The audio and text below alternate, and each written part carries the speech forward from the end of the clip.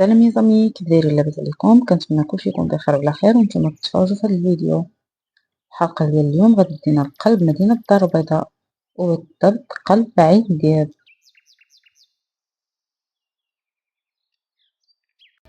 اليوم غادي نزوروا حديقه من الحدائق المعروفه والمشهوره في الدار البيضاء، حديقه سندباد، وهي تابعه لمنتجع سندباد في قلب عين دياب بالدار البيضاء.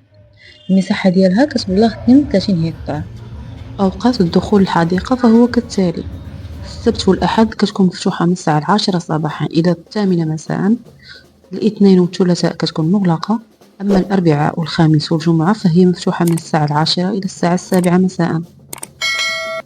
أما ثمن دخول الحديقة بالنسبة للبالغين هو 25 درهم، بينما 20 درهم للأطفال. الطول ديالهم كيفوق 90 سنتيم.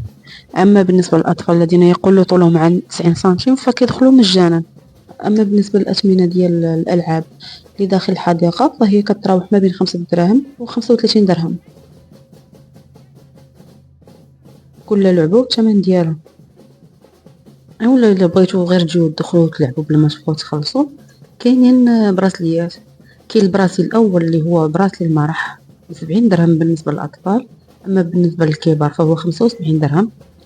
كاين براسلي ممتع للغايه 117 درهم بالنسبه للاطفال، 126 درهم بالنسبه للكبار. وكاين براسلي ديال كبار الشخصيات اللي كيدير 234 درهم بالنسبه للاطفال و 243 درهم بالنسبه للكبار. بالنسبه الى خديتي البراسلي الاول ديال 70 درهم فكيكونوا الالعاب محدوده. كذلك بالنسبه للبراسلي اللي ممتع للغايه ديال كبار الشخصيات هو اللي كتقدر تلعب في الالعاب كاملين. البراسلي بالنسبه لكبار الشخصيات كيمكن لك انك تلعب في اللعبه وتقدر تعاودها وتعاودها شحال من مره شحال ما بغيتي، كتلعب في الالعاب كاملين اللي كاينين في الحديقه. هذه اللعبه اللي امامنا الان فهي لعبه بساط الريح. حديقه سندباد هي كتجمع ما بين الطبيعه الخلابه مع الترفيه المتنوع اللي كيوفر واحد التجربه فريده للزوار. كتقدم سندباد مجموعه واسعه من الانشطه اللي كتناسب جميع الاعمار، وهذا هو اللي كيخليها وجهه مثاليه للعائلات والمجموعات السياحيه. سندباد ولات وحده من ابرز الوجهات السياحيه في المغرب. هذه اللعبه اللي امامنا الان فهي لعبه السفينه المتأرجحه.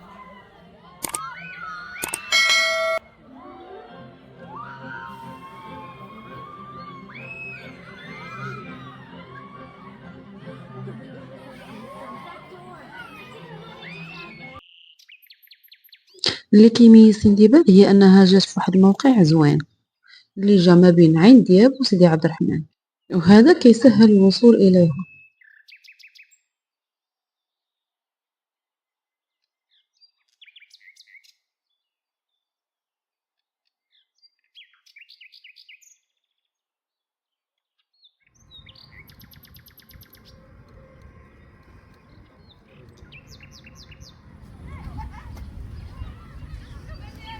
وهذه اللعبة لعبة سفاري اللي هي عبارة عن قطار صغير اللي كيركبوا فيه الأطفال،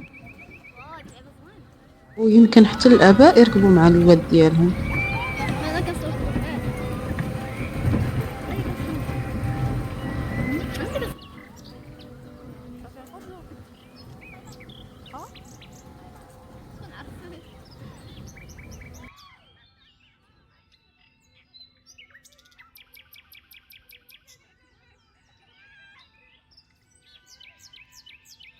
وهاد اللعبة سميتها على الأمواج، اللي كيلعب فيها الطفل يختبر التوازن ديالو داخل الفقاعات فوق الماء.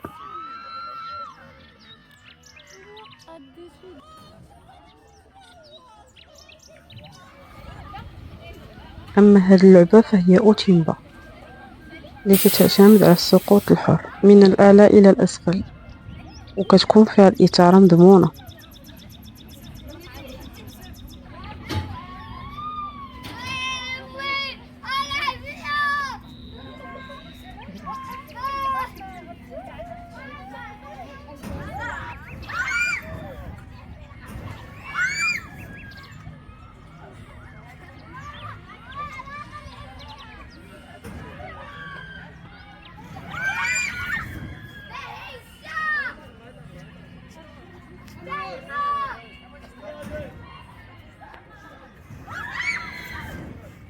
الحديقة كبيرة بزاف وفيها ألعاب متعددة ومتنوعة بالنسبة للأطفال وبالنسبة للكبار كيف ما شفتوا معايا.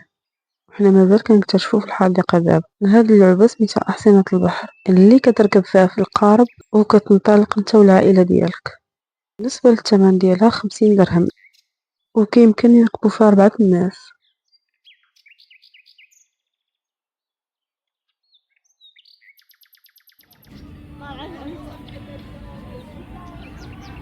أما هاد اللعبة فهي لعبة الخيانة وهي كتدور بك بزاوية ديال 120 درجة وكتوصل حتى ل 360 درجة.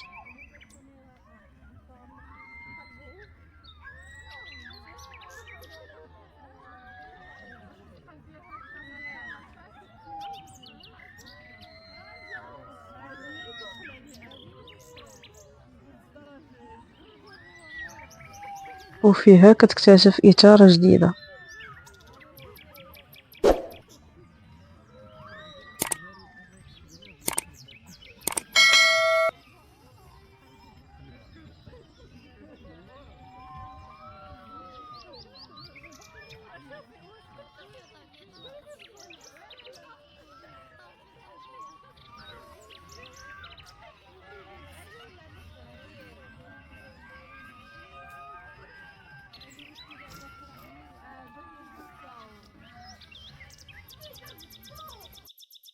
أما هاد اللعبة فسميتها تبقال. هاد اللعبة دايرين فيها مسارات اللي كينزلقوا فيها الأطفال بكل فرح وسعادة.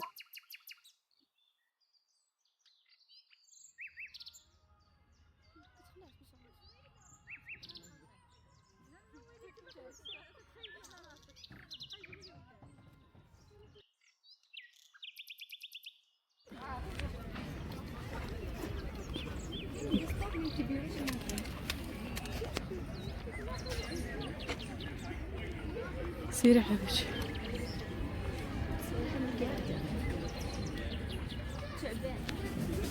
أما هذه اللي أمامنا الآن فهي لعبة الثعبان.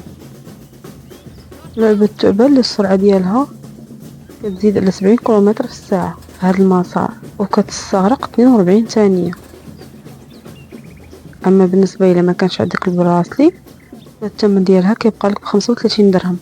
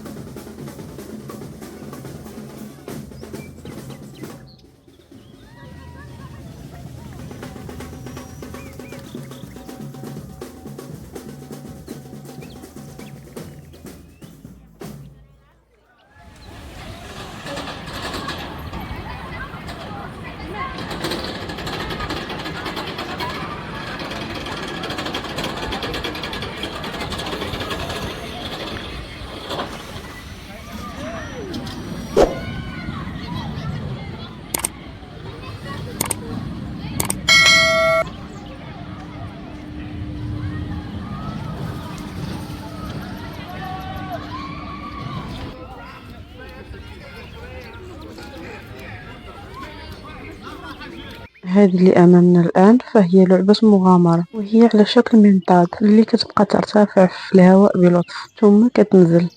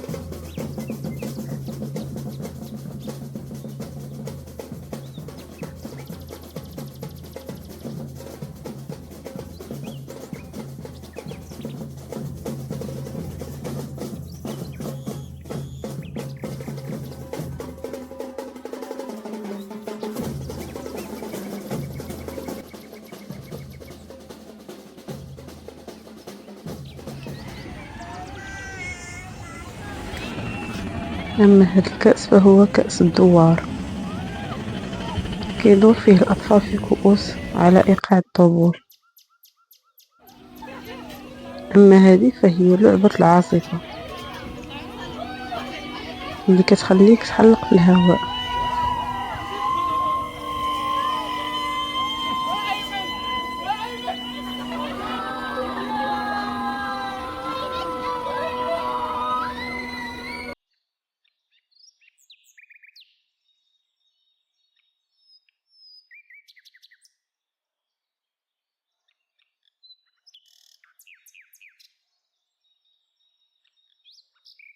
وهذه لعبة الجزيرة المسحورة، وهي منطقة لعب مفتوحة للجميع.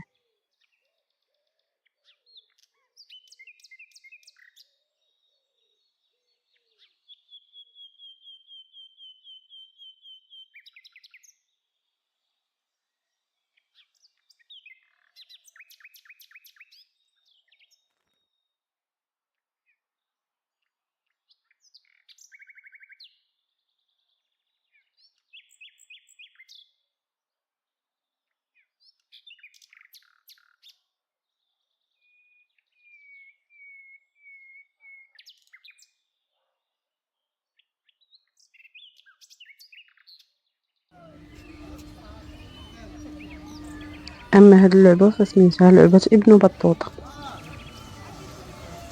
اللي كتخليك تصعد في الطائرة وكتشعر بأنك سافرتي بحال ابن بطوطة،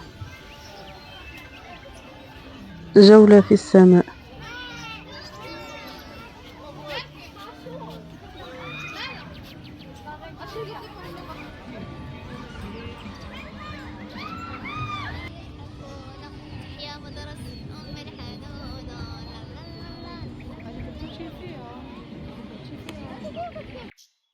الجزء الأول من الجولة ديالنا في الحديقة قرب على الانتهاء.